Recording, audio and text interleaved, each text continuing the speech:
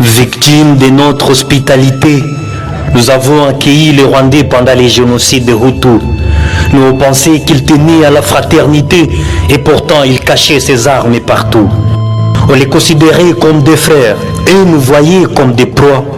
Ils ne voulaient qu'occuper nos terres et y piaffer leurs lois. Au viol, au pioti, c'était simple stratégie. On enlève au bril et nous on fuit, ils récupèrent nos parties.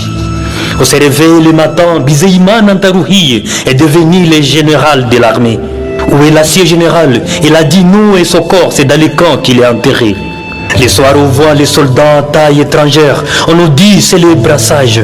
Pendant ces temps, dans nos maisons et dans les bataillons congolais, c'est les carnages.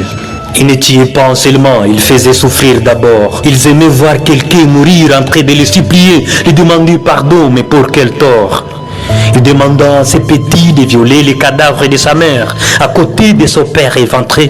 Il kidnappa sa grande sœur à côté de son cadet pilé. Il ne tuait pas seulement, il faisait souffrir d'abord. Ils aimaient voir quelqu'un mourir en train de les supplier, lui demander pardon, mais pour quel tort? Les businesseurs mettant cette guerre dans leur plan. Ils trouvant dans les Congo les cobalt et les coltan, les matières qui font les appareils les plus performants. Alors il faut financer nos tueries pour en avoir autant. On les écoute la nuit, ils pillent, ils tuent et nous on fuit. Si tu restes, tu ne plies, on te jette dans un puits.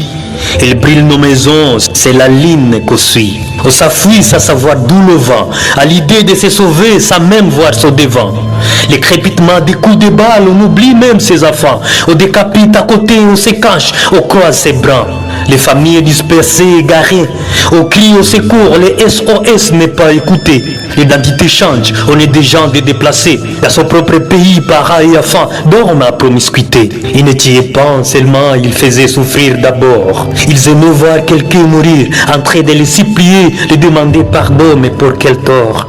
On nous tue chaque jour et le gouvernement en fait un film lucratif au grand jour. Plus de 12 millions de morts forcés, 500 000 femmes violées, un nombre important des enfants soldats et des kidnappés retournés et non retournés.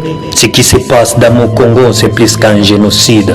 Ceux qui sont morts, c'est plus que la population de Rwanda, de Botswana, de l'Éthiopie et des Zambie. Ce qui se passe dans mon Congo, c'est plus qu'un génocide. On secourt, béni parle.